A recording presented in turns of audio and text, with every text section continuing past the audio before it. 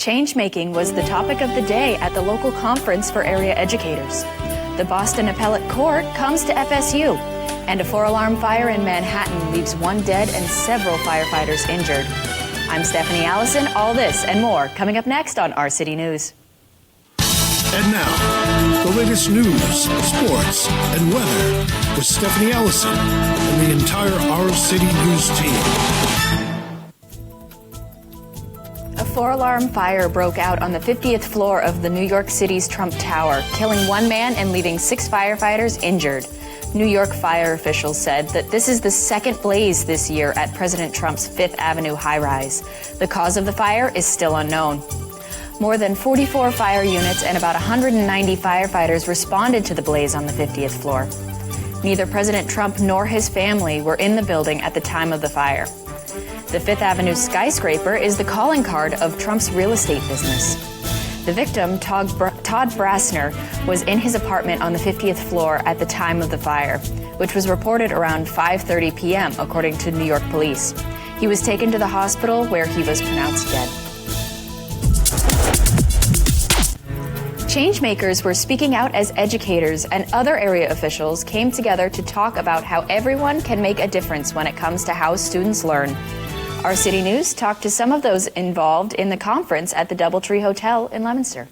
Christine Gerard and friends with us here at the Doubletree talking about change. Christine, you're in guidance administration at Crocker. How will you integrate change into the curriculum or at least the work you do in guidance? Sure. So I'm one of the administrators at Crocker School, and my guidance staff and I have been working with a particular 3rd grade classroom. And change for us is, the hope is to change the frame of mind, that's why we have these t-shirts on, of our students, and creating counter narratives for them. So they're looking at their future and what their hopes and dreams are and what obstacles get in their way. And we're trying to take those obstacles and foster the growth mindset. How can they persevere through the obstacles that they're facing to reach their goal? Did I say that right? Focus on resiliency. Absolutely. Resiliency, perseverance, fostering empathy with others. So, if someone's having a bad day, someone else isn't judging them, they're supporting them and not giving up. Thank you. Change making with our youth right here. Our City News travels south of the border over here to the Doubletree over in Leominster. With me, Lauren Mountain, the director of United Way Youth Ventures at Mount Wachusett Community College. It's quite a mouthful, Lauren, but a great success today with this symposium. Thank you very much. Yeah, so today we're here. This is part of a 10-month process that we're doing with our partner, Ashoka. And Mount Wachusett Community College is also partnered with 2 school districts, Leominster Public Schools and Fitchburg Public Schools, which, when you think about it, is really pretty exciting since there's such a rivalry there. But as the 10 months have progressed, we have been spending time with the people we call the crazies. So the people who are willing to step out there and take a chance, willing to risk failure to try to ensure that students have opportunity to have youth-led experiences in learning. Whether it's a business or a new concept in education, taking a risk oftentimes is the very necessity to progress. Right, and so we've just had an interesting conversation here about how uncomfortable that can be to put yourself in that situation. But that's something that we need young people to understand. We need to prepare them for the workforce. And in order to do that, we need to make sure that they know how to fail and pick themselves up and try again. And in order for them to do that, they have to have control from a young age and make decisions and control their own learning. The buzzword today was change making, and of course that's what this is about. And engaging, something I heard was engaging K through 20 now as a concept. And beyond. Really, it's beyond too, because it's not just MWCC, the community college. It's also partnerships with Fitchburg State and looking at what are the teaching colleges doing. So we have to, where do we start at the very beginning of the cycle? We have to educate teachers to educate students in the way that they need to be taught. And a lot of what we're doing here is not about best practices, but it's about changing culture through the ideology of change making.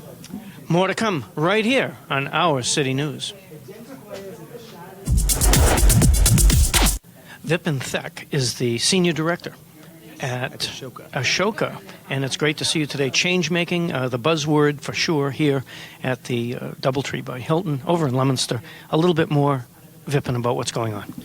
Well, so Glenn, what we are asking the question, 60% of some of the best jobs of tomorrow doesn't exist today. So what are we educating our students on, right? And at Ashoka, our theory of change is to say for children and young people and adults to thrive in a world where change has become the only constant, they need to master the skills of being a change maker, which for us are 4 skills: empathy, leadership, teamwork, and creative problem solving.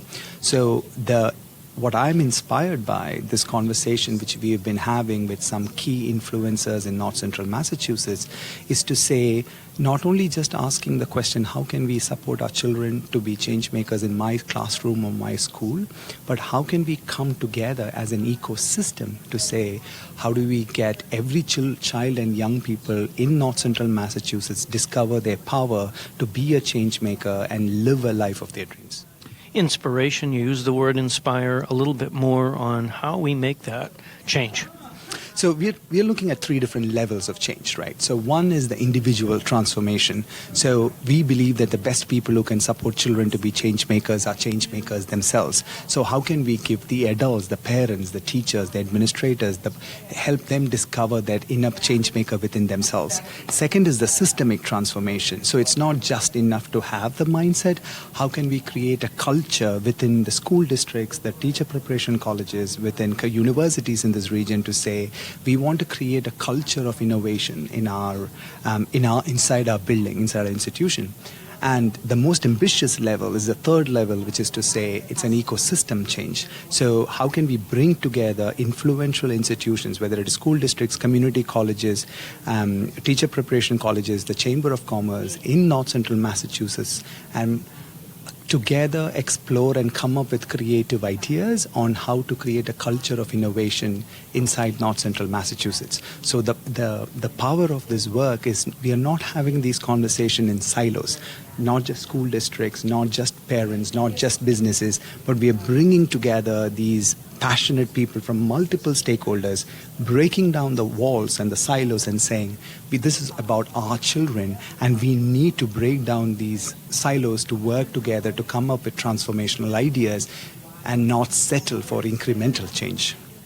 Change coming to the greater Fitchburg area, here at the Doubletree over in Leominster. Local charity Caring for Kids is back in the news as they get ready for the annual chili cook-off at the Senior Center. Kelly Johnson talked to organizer Kira Andriusi about what we can expect this year. Kelly? I'm Kelly Johnson, here today on location talking with Kira Andriusi, founder of Caring for Kids, a local organization in Fitchburg who feeds 220 kids every week during the school year, so that way they're not food insecure over the weekends. Kira, we have a fundraiser coming up, so tell me a little bit about what you're excited about. Okay, so we have our 2nd annual chili cook-off this time, and this time it's at the Senior Center. And we also have a Gemini. He's a ventriloquist, a magician, and a stand-in comedy. Yes. And and he also and we're hoping to have around 300 people. So and there's gonna be food and live music there. So it's gonna be really fun. Yeah. So there's going to be lots of raffles as well, everything we can do to really make this fundraiser a great impact. So the chili cook-off you mentioned, we've got celebrities like the mayor, state representative Hay, we've got the police chief and the fire chief as well as city councilors, and we also have a bunch of restaurants competing against each other. So last year was a major success, so you're looking forward to the night and getting on the dance floor, right? Absolutely, as long as you're in there with me. Very good. So thank you. We have a poster here. Do you want to show that to our audience? And again, this is the Chili Cook-Off, Kira's 2nd annual for Caring for Kids, and it's a $20 entrance fee. Tickets will be available at the door. We start at 5:30 at the Fitchburg Senior Center.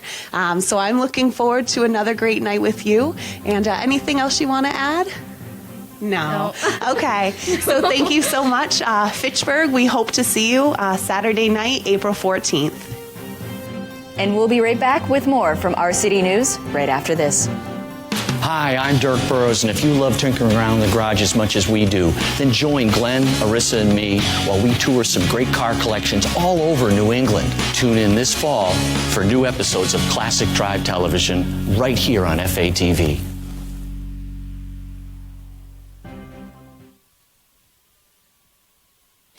You're watching Our City News on FATV.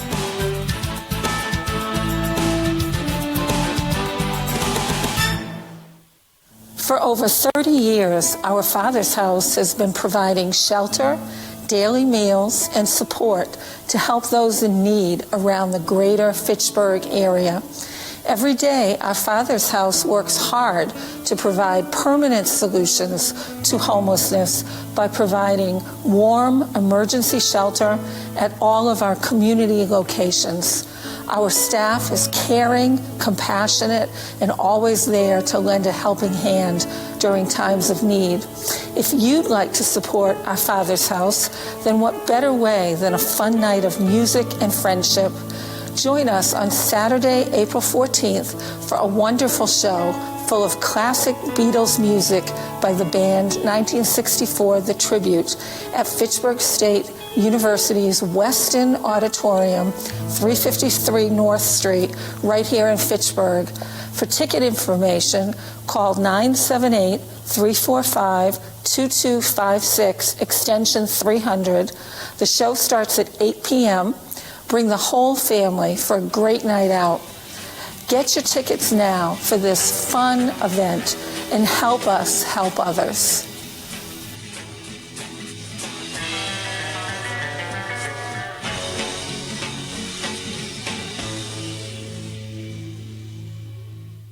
And now let's go over to Edgar Davis with this week's forecast.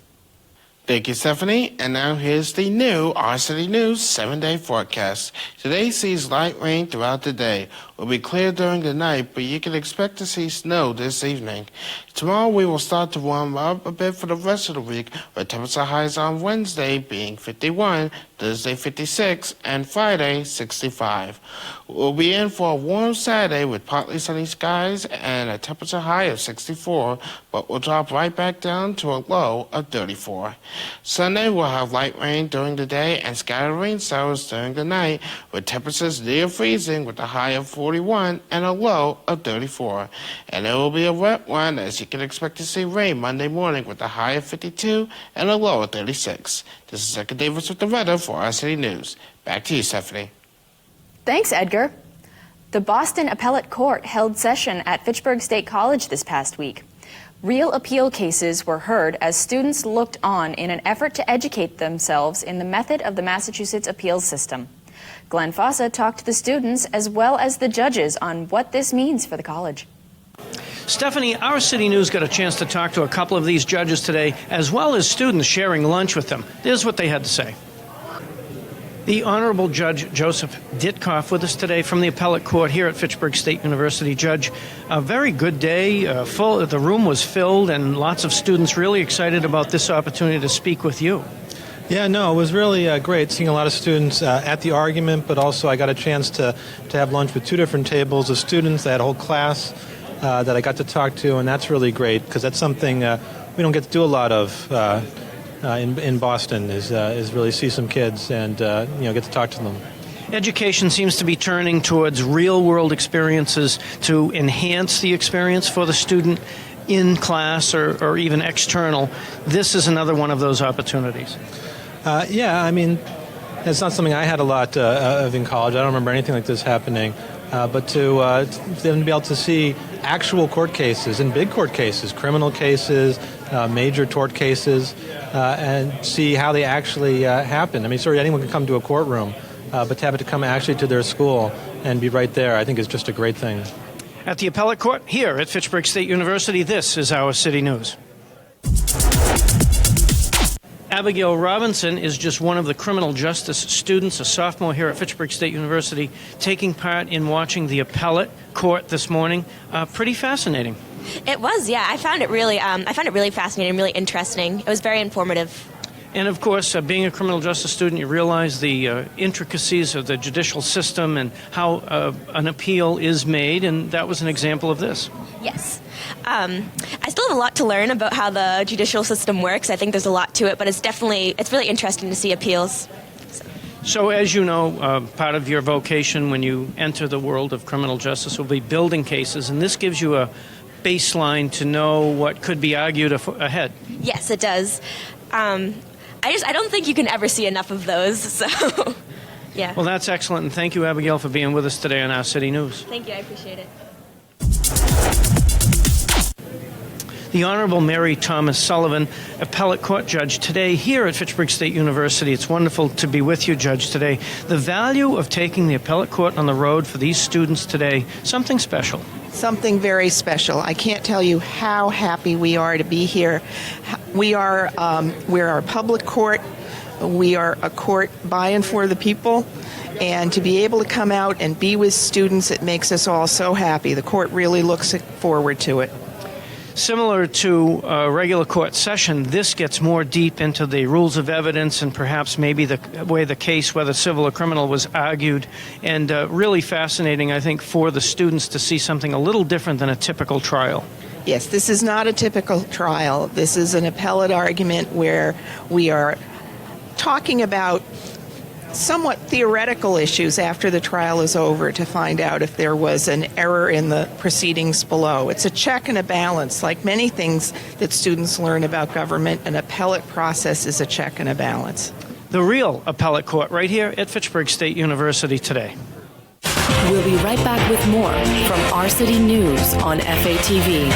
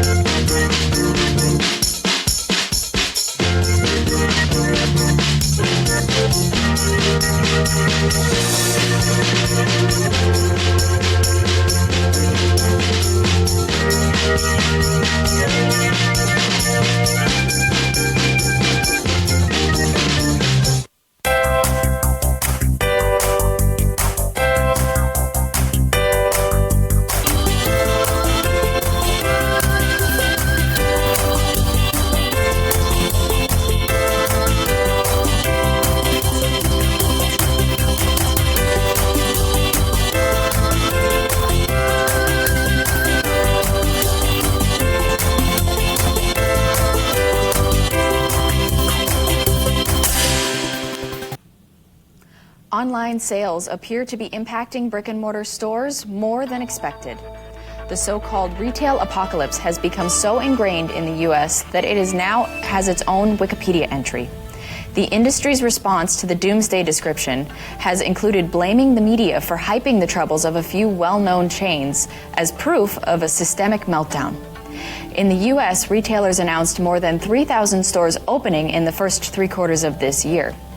Major chains have also said 6,800 retail locations would close during 2018. This comes during a time of sky-high consumer confidence. Unemployment is also historically low as the U.S. economy keeps growing. Retailer Toys R Us recently announced the closing of all of its locations after more than 70 years in business. Now, let's go over to Matt Carroll with this week's Sports Report. Hi, I'm Matt Carroll. Today is April 9th. It's a Monday, and this is the FATV Sports Report.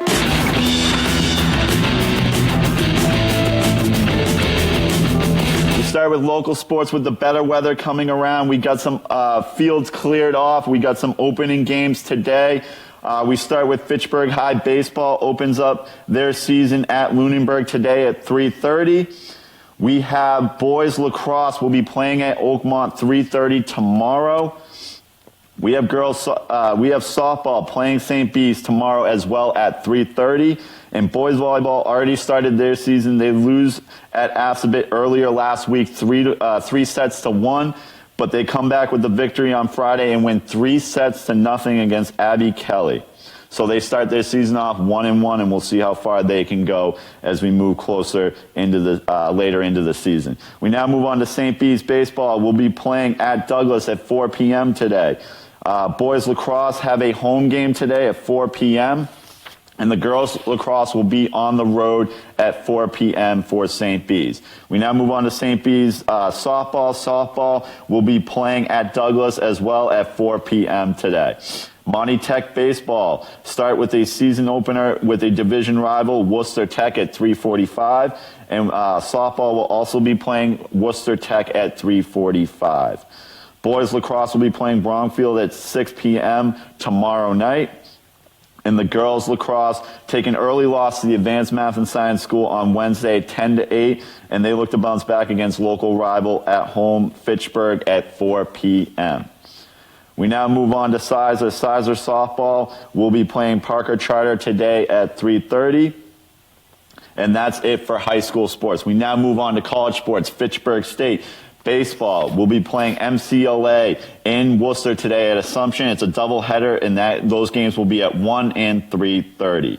Softball played a doubleheader over the weekend against Plymouth State. They lost the first one 7-3 and won the second one 4-1, making their record 3-1 on the season for the ladies. And we do have a highlight here from that game. We have a RBI single up the middle, scoring the run. DeFilippo getting that done for the ladies, and they take the early lead 2-1 here with 2 outs. So some clutch hitting there for the Fitchburg State Falcons gives them that second victory, 4-1. Again, they start their season off in division play 3-1.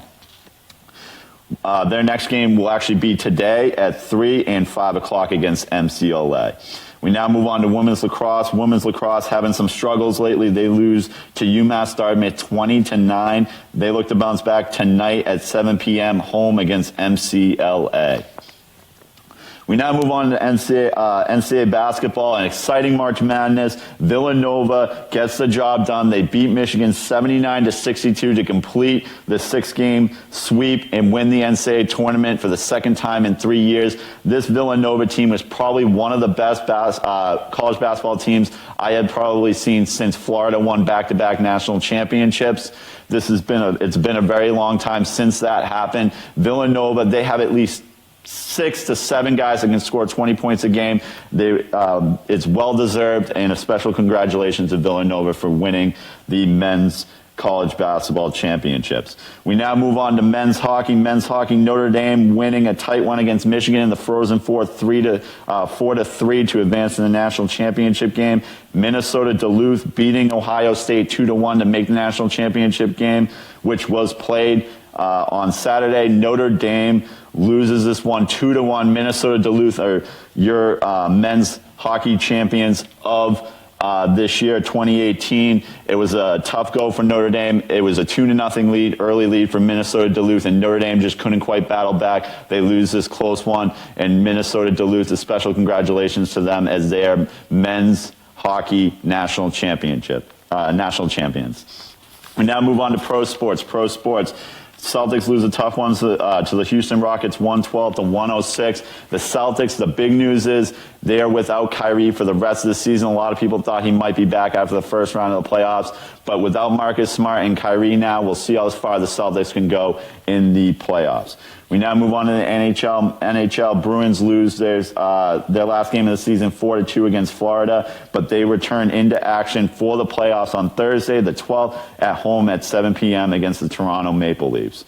We now move on to MLB. The Red Sox have won 8 straight games. They score 6 runs in the 8th inning and win 8-7 against the Rays yesterday.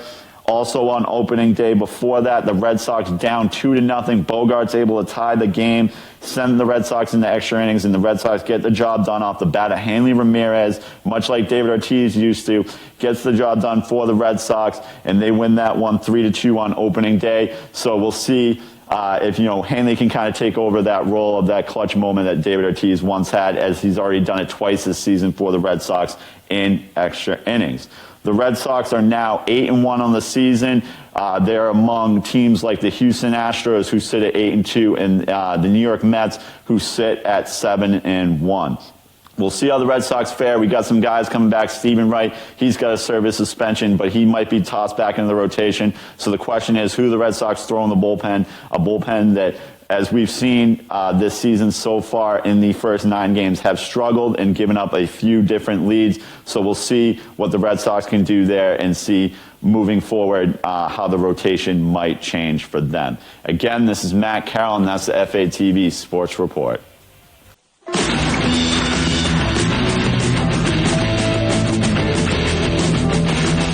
Thanks, Matt. It's bad news for pay TV providers as streaming media use continues to grow across the U.S. Consumers are setting themselves free from big cable bills as cord cutting is accelerating at a pace faster than previously estimated. According to a new industry report, there will be 35.4 million cord cutters ages 18 and older this year alone. That figure is up 33.2% over 2017 reports. New streaming deals with top networks like ESPN, NBC, and others have seen traditional cable TV providers being left behind. Online video giant YouTube has recently announced YouTube TV that includes the ability to stream all of the major networks and even local news in many areas of the country.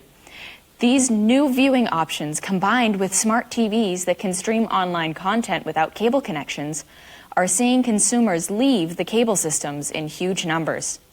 It is important to note that many elders still rely on cable providers for their connection to the outside world.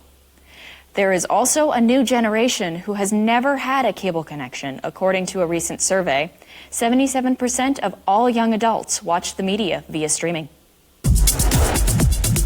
This week on FATV, Tuesday at 7 p.m., Barbara and You with authors Kate Flora and Ruth McCarty.